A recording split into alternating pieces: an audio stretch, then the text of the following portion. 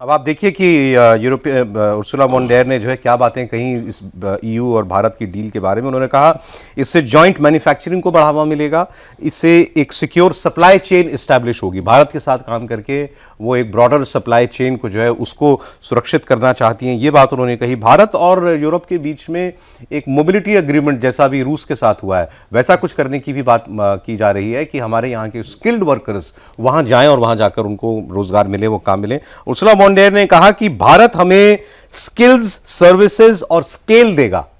फिर सुन ले, उन्होंने कहा भारत हमें स्किल्स, सर्विसेज और स्केल देगा, एक बड़े पैमाने पर देगा, और यूरोप भारत को कैपिटल और टेक्नोलॉजी देगा। अब जैसे इसके स्किल और स्केल की बात कर रहे हैं तो फिनटेक के मामले में यूरोप के कई देशों को भारत जितनी मदद कर सकता है वो उनकी कल्पना से परे होता है। आपने देखा भी वही कैसे उनके दौरे जब यहाँ पे होते हैं तो जाके हैरान हो जाते हैं कि सब्जी वाला भी डिजिटल पेमेंट ले रहा है, यूपीआई ले रहा है।